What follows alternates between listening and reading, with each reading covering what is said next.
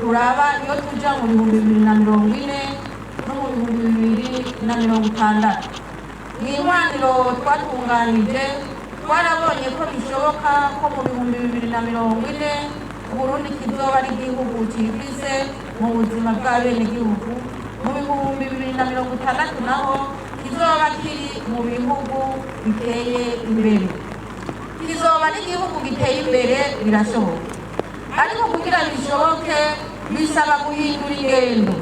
None ko twavuze ko muri ico gihe umwenegihugu wese azoba afungura neza akaryama neza, umwenegihugu wese azoba afise amagara meza, abana b'igihugu bose bakaba bafise uburyo bwo kuronka ubumenyi.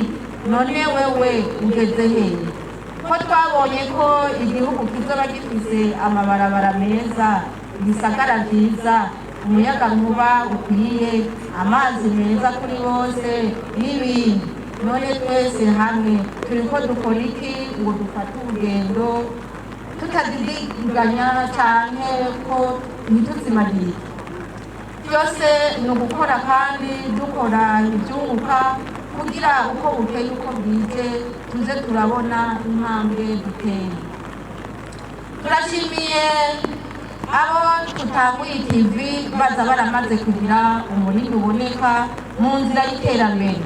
Nico gituma kuri uno munsi ari akaryo keza dusubiriye kuronka ko kwimbura turi hamwe, umukozi n'umukoresha, turabira hamwe ingene umwimbu wagenze, turabe naho tugeze mu rugendo rurora mu gihugu cifise. Ariko rero tubanze twibukanye ko kuva kera abarundi twari tuzwi ko turi abakozi bakunda ibikorwa. Ivyo bikavugwa n'abarundi bo nyene babibamwo bavyibonera, bikavugwa kandi n'abanyamahanga babibona uko nyene, kuko bitari agaseseshwa n'umuntu. Gukekeranya ku mwete w'abarundi ku kazi rwari urubanza n'uwuhumirije yari guca. Umurundi aho yicaye yaguma araba ico yoha amaboko, mbere asanze atabishobora wenyene agaca atumira abandi bakagira ikibiri. Muri iki gihe turimo naco tubivuge tubisubire, ibintu vyarahindutse kandi bihinduka nabi, ndetse birayangara ku bakozi batari bake. Hariho abakozi bariko baratoza ako karanga keza, hamwe karanga abakozi ko gukora nk'uwikorera atagitsure c'umukoresha canke atawuguhagaraye hejuru. Muri iyi myaka hoho vyarabaye urudubi, vyunyuwe n'ivyo bita amabaramiro, ihuriro rishasha y'ibinebwe, aho atakindi bigiraho atari ingeso mbi gusa.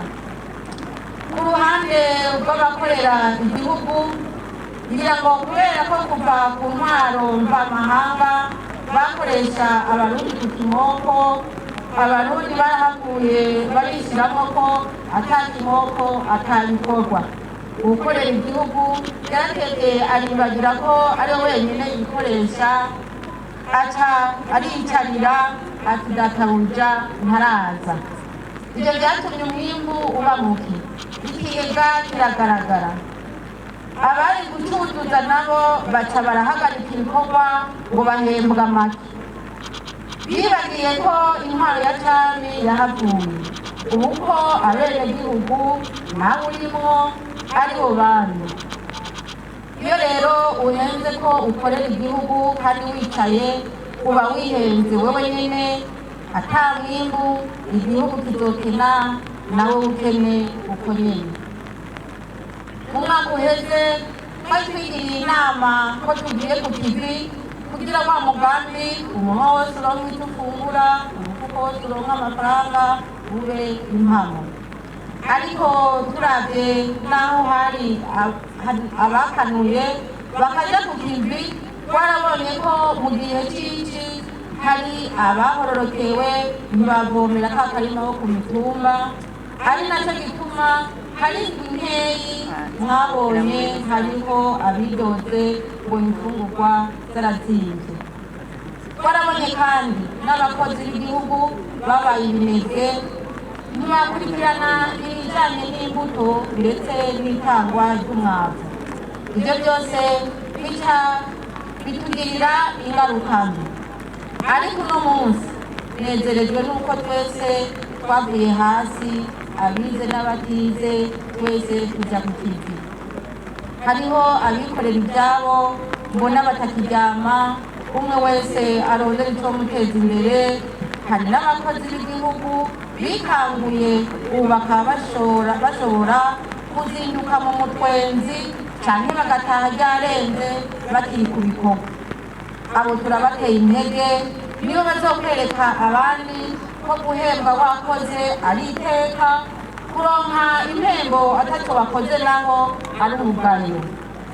Nk'uko twabateye akamo mu mwaka uheze, musabwe kubandanya muhagararira inyungu z'igihugu mu migambi mutunganya kurangura, yaba ibikoresha amahera y'igihugu cyane ayo dusahirizwa n'abagenzi.